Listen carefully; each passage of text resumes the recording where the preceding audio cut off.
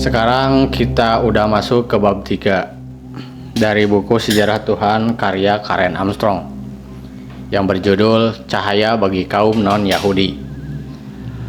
Pada saat yang sama ketika Philo menguraikan Yudaismenya yang bercorak Platonis di Alexandria, sementara Hillel dan Sama'i sedang beradu argumen di Yerusalem, seorang penyembuh iman karismatik memulai karirnya sendiri di utara Palestina. Sangat sedikit pengetahuan kita tentang Yesus. Uraian panjang lebar pertama tentang riwayat hidupnya adalah Injil Markus yang baru ditulis sekitar tahun 70 Masehi, hampir 40 tahun setelah kematiannya. Pada saat itu, fakta-fakta historis telah terselubung oleh unsur-unsur mitos yang mengekspresikan makna yang telah diperoleh Yesus dari pengikutnya. Makna inilah yang sebenarnya disampaikan oleh Injil Markus, ketimbang gambaran gamblang yang dapat diandalkan. Orang Kristen generasi pertama memandang Yesus sebagai seorang Musa baru, seorang Yosua baru, dan sebagai pendiri Israel baru. Seperti Buddha, Yesus tampaknya menyatukan beberapa aspirasi terdalam orang sezamannya dan memberi substansi bagi mimpi-mimpi yang telah membayangi kaum Yahudi selama berabad-abad. Dalam masa hidupnya, banyak orang Yahudi Palestina yang percaya bahwa dia adalah Sang Mesias. Dia masuk ke Yerusalem dan dielu-elukan sebagai anak Daud. Tetapi hanya berselang beberapa hari kemudian, dia dihukum mati melalui hukum penyaliban Romawi yang mengerikan. Akan tetapi, meski dalam skandal ini seorang Mesias mati seperti pelaku kriminal biasa, para muridnya tidak merasa bahwa keimanan mereka terhadapnya adalah sesuatu yang keliru. Ada kabar angin menyatakan bahwa dia telah bangkit dari kematian. Sebagian lagi mengatakan bahwa makamnya ditemukan kosong 3 hari setelah peristiwa penyalibannya. Yang lain mengaku telah melihatnya, dan dalam suatu kesempatan 500 orang menyatakan telah melihatnya secara serempak. Para muridnya percaya bahwa dia akan segera kembali untuk menahbiskan kerajaan Tuhan. Dan karena kepercayaan semacam itu tidak dianggap menyimpang, sekte mereka diterima sebagai sekte Yahudi yang autentik. Bahkan dalam pandangan tokoh sekaliber Rabi Gamaliel, cucu Hillel, dan salah seorang Tanaim yang paling disegani. Para pengikutnya beribadah di kuil setiap hari dengan tata cara peribadatan Yahudi. Namun akhirnya Israel baru yang diilhami oleh kehidupan, kematian, dan kebangkitan Yesus akan menjadi sebuah kepercayaan non-Yahudi yang mengembangkan konsepsinya sendiri yang khas tentang Tuhan. Pada saat kematian Yesus sekitar tahun 30 Masehi, orang Yahudi merupakan monoteis yang bersemangat sehingga tak seorang pun berharap Sang Mesias merupakan figur suci. Dia hanyalah manusia biasa, meski istimewa. Sebagian rabi menduga bahwa nama dan identitasnya telah diketahui Tuhan sejak zaman azali. Karenanya, dalam pemahaman semacam itu, Sang Mesias bisa dikatakan telah bersama Tuhan sejak sebelum awal waktu melalui cara simbolik yang serupa dengan figur hikmat suci dalam kitab Asmal dan Pengkhotbah. Orang Yahudi berharap Sang Mesias yang diurapi adalah keturunan Raja Daud yang sebagai raja dan pemimpin spiritual telah mendirikan kerajaan Yahudi merdeka pertama di Yerusalem. Mazmur kadangkala menyebut Daud atau Mesias anak Tuhan, tetapi itu hanya merupakan cara untuk mengungkapkan kedekatannya dengan Yahweh. Tak seorang pun sejak kepulangan dari Babilonia dapat membayangkan bahwa Yahweh benar-benar memiliki seorang putra, seperti dewa-dewa kaum Goyim yang menjijikan. Injil Markus, sebagai yang paling pertama dalam biasanya dipandang paling dapat diandalkan, menampilkan Yesus sebagai manusia biasa, memiliki keluarga yang terdiri dari saudara lelaki maupun perempuan. Tak ada malaikat yang mengumumkan kelahirannya atau bersenandung di buayannya. Masa kanak-kanak maupun remajanya tidak ditandai sebagai sesuatu yang luar biasa sama sekali. Ketika dia mulai mengajar, para penduduk di kotanya, Nazaret, terkagum bahwa anak seorang tukang kayu setempat ternyata bisa menjadi begitu berbakat. Markus memulai narasinya sejak awal karir Yesus. Tampaknya, Yesus pada awalnya merupakan murid Yohanes Pembaptis, seorang asketik pengembara yang kemungkinan bermazhab Essenia. Yohanes memandang pihak penguasa Yerusalem telah menjadi sangat korup dan menyampaikan sebuah khotbah yang tajam mencelanya. Khalayak ramai diimbaunya untuk bertobat dan menerima ritus pemurnian Essenia melalui pembaptisan di Sungai Yordan. Lukas menyatakan bahwa Yesus dan Yohanes sebenarnya saling berhubungan. Yesus telah menempuh perjalanan jauh di Nazaret ke Yudea untuk dibaptis oleh Yohanes. Sebagaimana yang diceritakan Markus kepada kita, pada saat ia keluar dari air, ia melihat langit terkoyak dan roh seperti burung merpati turun ke atasnya. Lalu terdengarlah suara dari sungai, "Engkaulah anakku yang kukasihi, kepadamulah aku berkenan." Yohanes Pembaptis langsung mengenali Yesus sebagai Mesias atau Al-Masih. Apa yang kemudian kita dengar adalah bahwa Yesus mulai mengajar ke segala kota dan desa di Galilea, seraya memaklumatkan kerajaan Allah sudah dekat. Telah banyak spekulasi tentang karakter sejati misi Yesus. Sangat sedikit dari kata-kata aktualnya yang sempat terekam dalam Injil, dan banyak di antara bahan-bahan itu telah dipengaruhi oleh perkembangan selanjutnya yang terjadi di gereja-gereja yang didirikan oleh Paulus setelah kematian Yesus. Akan tetapi, terdapat petunjuk yang mengarah kepada karakter Yahudi yang esensial dalam karirnya. Telah dikemukakan bahwa penyembuh iman merupakan figur religius yang lazim di Galilea. Seperti Yesus, mereka dari kaum Papa yang berkhotbah menyembuhkan orang sakit dan mengusir ruh jahat. Seperti Yesus lagi, orang suci Galilea ini sering memiliki sejumlah besar murid wanita. Yang lain berpendapat bahwa Yesus barangkali adalah seorang Farisi dari aliran yang sama dengan Hillel, seperti halnya Paulus yang telah memaklumatkan diri sebagai pengikut Farisi sebelum beralih ke Kristen dan konon pernah ikut dalam kelompok Rabi Gamaliel. Tentu saja ajaran Yesus sesuai dengan garis-garis besar ajaran Farisi, karena dia juga percaya bahwa derma dan kasih sayang merupakan mitzvot terpenting. Seperti kaum Farisi, dia taat kepada Taurat dan dikabarkan telah mengajarkan ketaatan yang lebih keras dibandingkan dengan tokoh-tokoh lainnya yang sejaman. Dia juga mengajarkan suatu versi hukum emas Hillel, ketika mengatakan bahwa keseluruhan hukum Taurat dapat diringkas menjadi satu ungkapan. Segala sesuatu yang kamu kehendaki supaya orang berbuat kepadamu, perbuatlah demikian juga kepada mereka. Dalam Injil Matius, Yesus ditampilkan mengeluarkan kecaman sangat keras terhadap ahli-ahli Taurat dan orang-orang Farisi, menyebut mereka sebagai kaum munafik. Selain bahwa ini merupakan distorsi fakta yang penuh tuduhan dan pelanggaran mencolok terhadap kasih sayang yang semestinya menjadi karakter dari misinya, kecaman pahit terhadap kaum Farisi ini hampir pasti tidak autentik.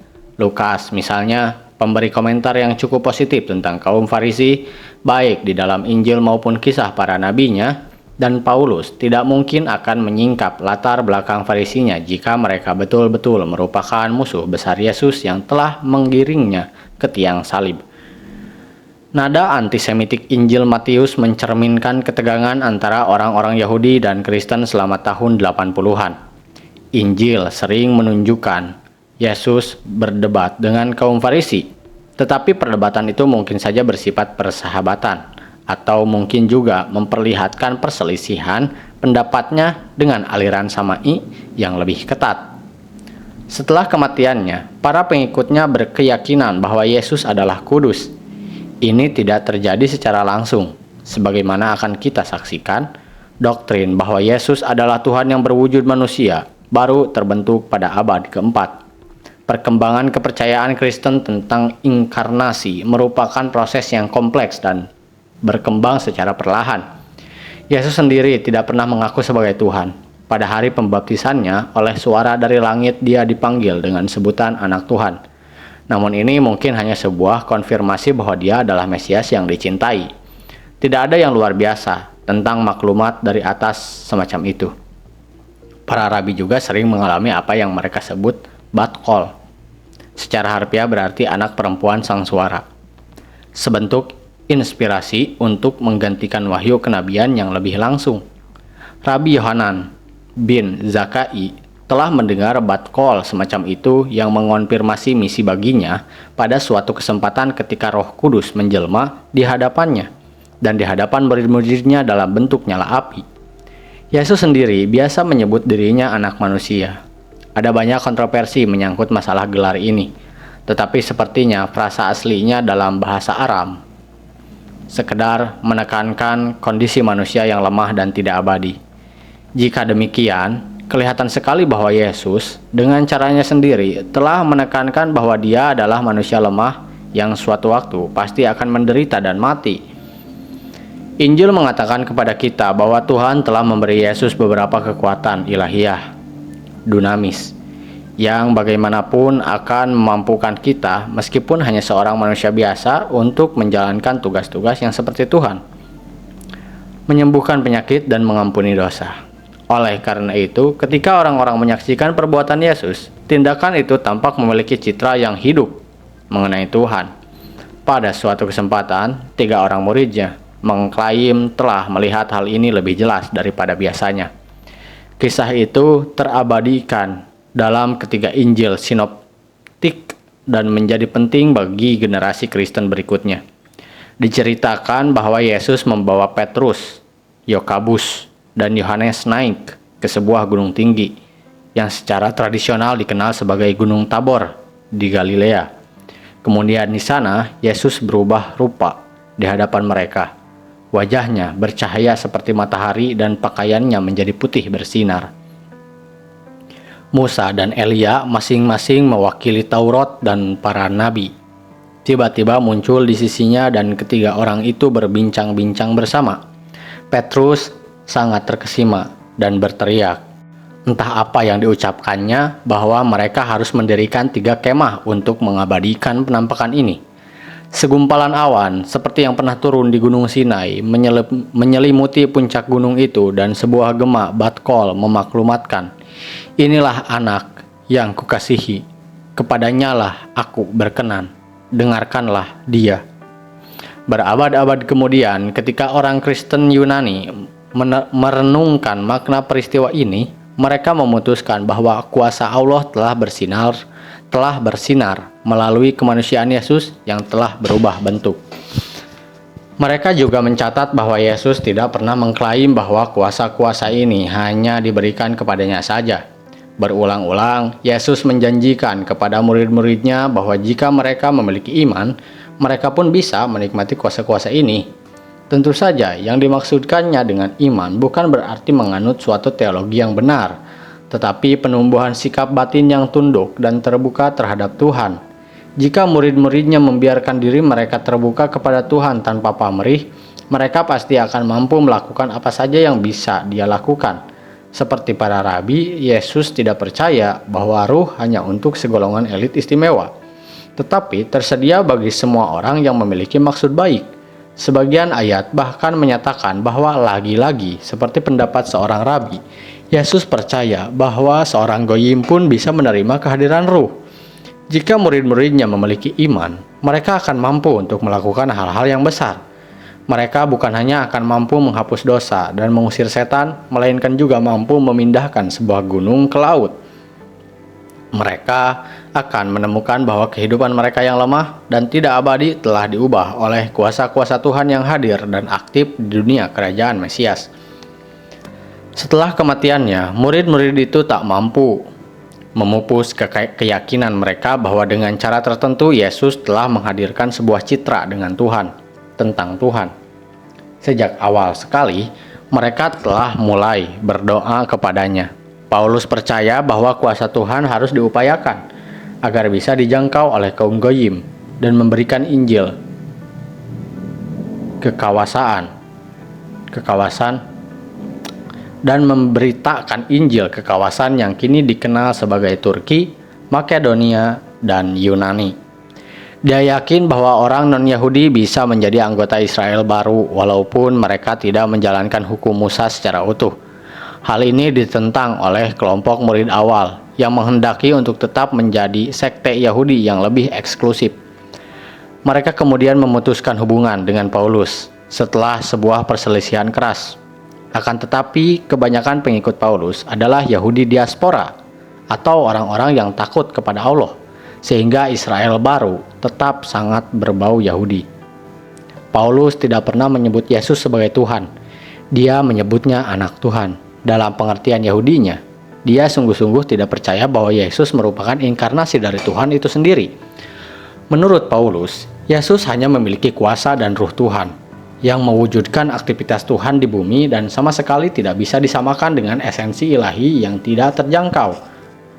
Namun demikian, di dunia non-Yahudi, Kristen baru tidak mempunyai kepekaan tentang perbedaan yang halus ini, sehingga pria yang telah menekankan kemanusiaannya yang lemah dan tidak abadi itu akhirnya dipercayai sebagai Tuhan. Doktrin inkarnasi Tuhan dalam diri Yesus telah selalu dicela orang Yahudi, dan belakangan orang Muslim pun memandangnya sebagai penghujatan. Ini merupakan sebuah doktrin yang sulit dan berbahaya. Orang Kristen sering menginterpretasinya secara serampangan. Akan tetapi, jenis ketaatan atas dasar inkarnasi ini merupakan tema yang cukup konstan dalam sejarah agama. Akan kita saksikan bahwa orang Yahudi dan Muslim pun mengembangkan beberapa bentuk teologi mereka sendiri yang hampir mirip.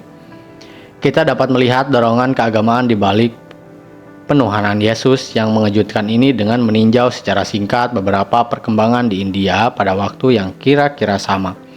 Dalam Buddhisme maupun Hinduisme terdapat arus pasang penyembahan terhadap wujud-wujud yang diagungkan. Seperti Buddha sendiri adalah dewa-dewa Hindu yang menjelma dalam bentuk manusia.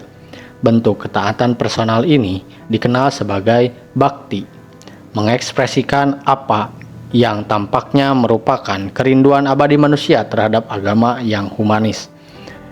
Meski merupakan sesuatu yang baru, namun di dalam kedua keyakinan itu, hal ini terpadu dengan agama tanpa mengubah prioritas-prioritas yang esensial.